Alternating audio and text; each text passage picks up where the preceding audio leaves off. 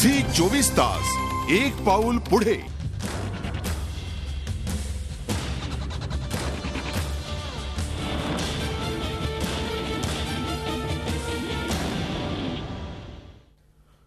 तीस मीटर लांबीच्या धूमकेतूच्या तुकड्यापासून 2,500 अब्ज किमतीचं प्लॅटिनम प्राप्त केलं जाऊ शकतं।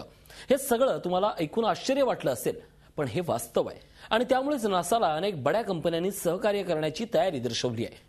कारण भविष्यात धूमकेतूवर खननाचा व्यवसाय तेजीत असणार आहे।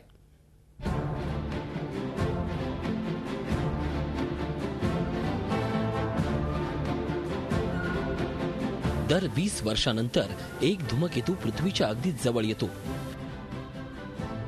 पण जेव्हा तो पृथ्वीच्या जवळून जातो तेव्हा तो एखाद्या तेजस्वी ताऱ्याप्रमाणे भासतो।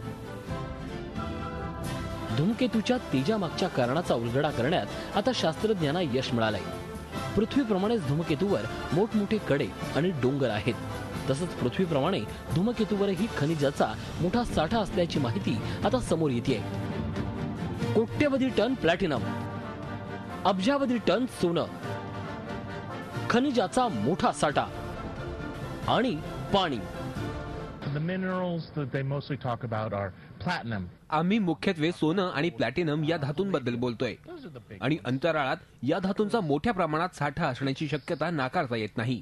They're rare on Earth, so why do we think they're not rare in an asteroid? अंतराळात फिरणारे धूमकेतू हे माणसासाठी निसर्गाची देणगी असल्याचं शास्त्रज्ञांचं म्हणणं आहे। या धूमकेतूवर नैसर्गिक खनिजांचा प्रचंड साठा असून भविष्यात माणसाला त्याचा उपयोग करून घेता येणार आहे।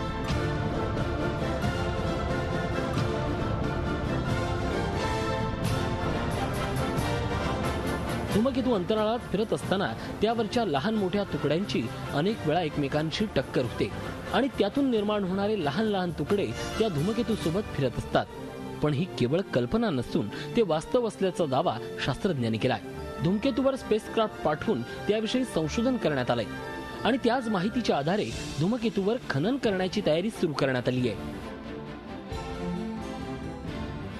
आम्हाला धूमकेतूवर नियंत्रण मिळवावं लागेल। खरं तर आतापर्यंत आपण त्यापासून वाचण्याचाच प्रयत्न केलाय। मात्र एखादा धूमकेतू पृथ्वीजवळून जात असेल तर त्याला खेचून पृथ्वी किंवा चंद्राजवळ आणावं लागेल आणि तिथं आपण खाण उद्योग उभारू शकतो। अंतराळात वेगानं फिरणाऱ्या धूमकेतूवर खनन करणं शक्य असल्याचा दावा शास्त्रज्ञांनी केलाय। धूमकेतूवर खनन करण्यासाठी आवश्यक असलेल्या मशीन्स आज उपलब्ध असून त्या धूमकेतूवर पाठवल्या जाऊ शकतात। तसंच तिथं तात्पुरतं आश्रय केंद्र उभारता येणार आहे, कारण धूमकेतूवर पाणी उपलब्ध असल्याचा दावा संशोधकांनी केलाय।